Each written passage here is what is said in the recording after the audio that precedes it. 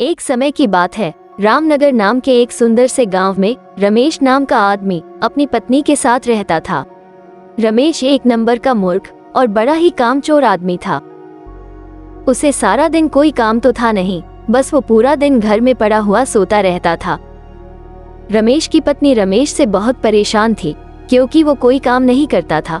अगर उसे कोई काम मिल जाता था तो सही, वरना रमेश और उसकी पत्नी को 4-4 दिन तक भूखा रहना पड़ता था। एक दिन रमेश की पत्नी रमेश से परेशान होकर उससे गुस्से में कहती है, सुनिए जी, आप जाकर या तो कोई काम कर लीजिए, वरना आप इस घर से निकल जाइए। आप जानते हैं ये घर मुझे मेरे पिताजी ने दिया है। अगर आप कोई काम करते हैं तो आप इस घर में रह सकते हैं, वरना आप यहाँ तब तक मत आना जब तक आपको कोई काम न मिल जाए। इस बात पर रमेश कहता है, ये तुम क्या कह रही हो, मैं कहाँ रहूँगा? वो सब मुझे नहीं पता कि आप कहाँ रहेंगे। ये कहकर रमेश की पत्नी रमेश को 4 रोटियां देती है और रमेश से कहती है, घर में ये 4 रोटियां हैं, इन्हें ले जाइए, जब भूख लगे तो खा लेना और इस घर में तभी वापस आना जब कोई काम मिल जाए, वरना वापस मत आना। ये कहकर रमेश की पत्नी रमेश को घर से निकाल देती है। रमेश वो रोटियां लेकर घर से चला जाता है और सोचता है, अब मैं क्या करूँगा? अब काम भी करना पड़ेगा और आराम भी नहीं मिलेगा।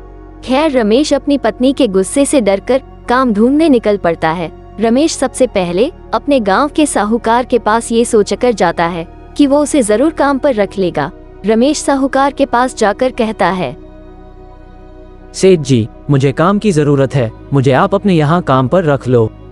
साहूकार रमेश की मूर्खता और कामचोरी के बारे में जानता था, इसलिए वो रमेश से कहता है, मेरे यहाँ तेरे जैसे लोगों के लिए कोई काम नहीं है, अब यहाँ से जा, मेरा समय बर्बाद मत कर, मुझे और भी काम है। ये कहकर साहूकार रमेश को डांटकर भगा देता है। इसके बाद रमेश सारा दिन काम की तलाश में एक गांव से दूसरे गांव में भटकता रहता है, लेकिन उसे कोई काम नहीं मिलता। वो अपने घर भी नहीं जा सकता था, क्योंकि उसकी पत्नी ने गुस्से में उससे कहा था कि बिना नौकरी के घर वापस मत आना। जब रमेश चलते चलते थक गया तो वो थोड़ा आराम करने के लिए एक नदी के पास जाकर बैठ गया। अब उसे तेज भूख भी लग रही थी। उसने अपनी पाटली से खाने के लिए सूखी रोटियां बाहर निकाली, लेकिन उसे इतनी तेज भूख लगी थी कि इन 4 रोटियों से उसका पेट नहीं भरने वाला था। रोटियों को देखकर वो बार बार सोचने लगा, अगर सारी रोटियां मैंने अभी खा ली तो बाद में मैं क्या खाऊंगा? इसी उधेड़बुन में रमेश हर बार रोटियों को पोटली से निकालकर गिनता और वापस अंदर रख देता। आखिर में जब उसे कुछ नहीं सूझा तो उसने भगवान से मदद मांगने की सोची। वो नदी के सामने हाथ जोड़कर खड़ा हो गया और बोला, हे भगवान, अब आप ही मेरी मदद करो। मुझे तेज भूख लगी है, लेकिन इन 4 रोटियों से मेरा पेट नहीं भरने वाला, और इन रोटियों को अभी खा लिया तो कल क्या खाऊंगा? मुझे तो अभी कोई नौकरी भी नहीं मिली है। अब तुम ही बताओ कि मैं क्या करूं? मैं 1 खाऊं, 2 खाऊं, 3 खाऊं या चारों खा जाऊं? उस नदी में 4 परियां रहती थी, जो रमेश की बातें सुनकर डर गईं। उन्हें लगा कि कुएं के बाहर कोई राक्षस आया है जो उन्हें खा जाएगा।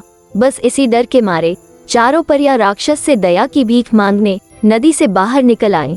नदी से बाहर आते ही उन्होंने रमेश के आगे हाथ जोड़कर कहा, हे राक्षस राज, आप बहुत शक्तिशाली हैं।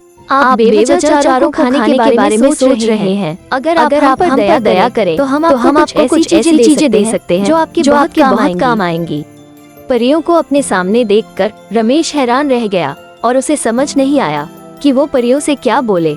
रमेश को चुप देखकर परियों ने समझा कि राक्षस राज ने उनकी बात मान ली है, इसलिए उन्होंने रमेश को एक कठपुतला और एक कटोरा देते हुए कहा, हे राक्षस राज, ये कठपुतला आपकी हर बात मानेगा। आप जो कहेंगे ये वो ही करेगा, और ये कटोरा आप जो खाना चाहेंगे वह आपको खाने के लिए देगा।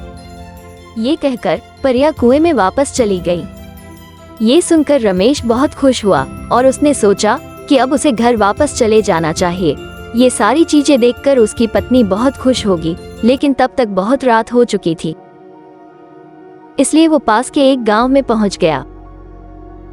उस गांव में उसे एक आदमी दिखा। रमेश ने उस आदमी से रात भर के लिए उसे अपने घर में ठहराने की प्रार्थना की। सुनिए, क्या मैं आज रात आपके यहाँ रुक सकता हूँ? रात बहुत हो गई है। उस आदमी ने रमेश से कहा, वो सब तो ठीक है, पर बदले में मुझे क्या मिलेगा? इसके बदले मैं आपको और आपके परिवार को अच्छी अच्छी मिठाइयाँ और पकवान खिलाऊंगा। ये सुनकर वो व्यक्ति रमेश को अपने साथ घर के अंदर ले गया। जब घर के सभी सदस्य एक कमरे में बैठे हुए थे, तभी रमेश ने अपना कटोरा निकाला और उसे तरह तरह की मिठाइयाँ और स्वादिष्ट खाना देने के लिए कहा। सुन कटोरे, हमें खाने के लिए स्वादिष्ट खाना और मिठाइयाँ दे। इतना कहते ही वहाँ मिठाइयों और तरह तरह के व्यंजनों का ढेर लग गया। ये देखकर उस आदमी के परिवार वाले हैरान हो गए। फिर सभी ने खाना खाया। जब सभी ने पेट भरकर खाना खा लिया तो घर के मालिक की पत्नी बर्तन साफ करने के लिए जाने लगी, लेकिन रमेश ने उसे रोक दिया और उससे कहा, आप ये रहने दो, मेरा कठपुतला ये सारे बर्तन साफ कर देगा। इतना कहना था कि कठपुतले ने चुटकियों में सारे बर्तन साफ कर दिए। रमेश के कटोरे और कठपुतले का कमाल देखकर घर के मालिक और उसकी पत्नी के मन में लालच आ गया। फिर जब रमेश सो गया तो उसके सोते ही दोनों पति पत्नी ने उसके झोले से सारी चीजें चुरा ली और उनकी जगह नकली कटोरा और कठपुतला रख दिया। अगली सुबह जब रमेश उठा, उसने हाथ मुंह धोया और चुपचाप झोला उठाकर घर की तरफ चल दिया। जब रमेश घर पहुंच गया तो घर पहुंचते ही उसने अपनी पत्नी के सामने बड़ी बड़ी डींगे मारनी शुरू कर दी। भाग्यवान, अब तुम्हें कोई भी काम करने की जरूरत नहीं है और न ही खाने पीने की चिंता करने की जरूरत है। तुम जो कहोगी वो काम ये कठपुतला कर देगा और जो खाना चाहोगी उसे ये कटोरा तुम्हारे सामने ला देगा। लेकिन रमेश की पत्नी को रमेश की बातों पर बिल्कुल विश्वास नहीं हुआ। मैं तुम्हारी बात नहीं मानती, तुम साबित करके दिखाओ। फिर क्या था, रमेश ने अपने कटोरे और कठपुतले को करतब दिखाने को कहा। सुन कटोरे, हमें खाने को कुछ दे, और सुन कठपुतले, तू घर की सफाई कर। लेकिन वो दोनों चीजें तो नकली थी, तो भला अपना जादू कैसे दिखाती। ये देखकर रमेश की पत्नी और ज्यादा नाराज हो गई और उसे बहुत डांटा। तुम्हारे बस का कुछ नहीं है, तुम हमेशा मूर्ख और कामचोर ही रहोगे। पत्नी की बात सुनकर रमेश उदास हो गया और वापस उसी नदी के पास जाकर बैठ गया जहां उसे परियों ने जादुई कटोरा और कठपुतला दिया था। उसे कुछ सूझ नहीं रहा था कि क्या करे और वो फूट फूट कर रोने लगा। जब परियों को रोने की आवाज सुनाई दी तो उसके रोने की आवाज सुनकर चारों परियां कुएं से बाहर आ गईं और रमेश से उसके रोने का कारण पूछा। क्या हुआ, तुम रो क्यों रहे हो? परियों के पूछने पर रमेश ने उन्हें सारी कहानी सुनाई। उसकी बात सुनकर परियों को हंसी आ गई। उन्होंने कहा, हमने तो तुम्हें खतरनाक राक्षस समझा था, इसलिए तुम्हें खुश करने के लिए वो करामाती चीजें दी थी, लेकिन तुम तो बहुत ही साधारण इंसान हो। तुम परेशान मत हो, हम तुम्हारी मदद करेंगे। हम तुम्हें एक जादुई रस्सी और एक डंडा दे रहे हैं। इन्हें लेकर एक बार फिर उसी घर में जाना जिन्होंने तुम्हारी चीजें चुराई थी। इस रस्सी से उन्हें बांध देना और डंडे से खूब पीटना। इसके बाद वो परिवार तुम्हें तुम्हारी चीजें वापस दे देगा। रमेश परियों की बात सुनकर खुश हो जाता है और वो परियां रमेश को जादुई डंडा और रस्सी देकर नदी में वापस चली जाती है। परियों की बात मानकर रमेश फिर उसी गांव के उसी घर में चला जाता है। उसने घर के मालिक से कहा, क्या आज रात भी मैं तुम्हारे यहाँ रुक जाऊं? इस बार मैं बदले में तुम्हें नया जादू दिखाऊंगा। उस आदमी ने लालच में आकर फिर से रमेश को अपने घर में रुकने की इजाजत दे दी। ठीक है, तुम रुक सकते हो। घर के अंदर जाकर रमेश ने जादुई रस्सी से कहा, सुन जादुई रस्सी, अपना काम कर। आदेश मिलते ही जादुई रस्सी ने घर के मालिक और उसकी पत्नी को बांध दिया और उस डंडे ने उनकी जमकर पिटाई शुरू कर दी।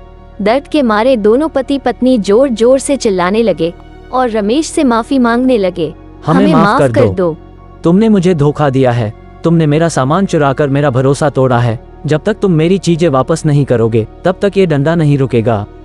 इतना सुनते ही पति पत्नी ने रमेश से कहा, ठीक है, हम तुम्हें तुम्हारा सामान देते हैं। इसके बाद रमेश ने रस्सी और डंडे को रुक जाने का आदेश दिया। फिर उन्होंने रमेश को उसका सामान वापस कर दिया। दोनों चीजें मिलते ही रमेश खुश हो गया और वो खुशी खुशी अपने घर वापस लौट गया। रमेश को देखकर उसकी पत्नी गुस्से में चिल्लाई, तुम फिर लौट आए। अगर तुम घर के अंदर घुसे तो मैं बेलन से तुम्हारी पिटाई करूंगी। ये सुनकर रमेश ने मन ही मन रस्सी और डंडे को आदेश दिया कि वो उसकी पत्नी को बांधे और उसकी पिटाई शुरू कर दे। रस्सी और डंडे का कमाल देखकर रमेश की पत्नी डर गई और रमेश से वादा किया कि वो फिर कभी उसके साथ बुरा व्यवहार नहीं करेगी। मुझे माफ कर दीजिए, मैंने आपके साथ गलत बर्ताव किया।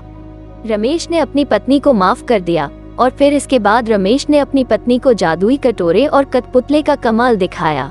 तो हमें इस कहानी से ये सीख मिलती है कि हमें कभी किसी के साथ धोखा नहीं करना चाहिए और नहीं लालच करना चाहिए। इसका परिणाम हमेशा बुरा ही होता है। तो अगर आपको हमारी ये कहानी अच्छी लगी है तो हमारी वीडियो को लाइक और शेयर कर दे। साथ ही हमारे चैनल को सपोर्ट करने के लिए हमारे चैनल को सब्सक्राइब जरूर कर दे।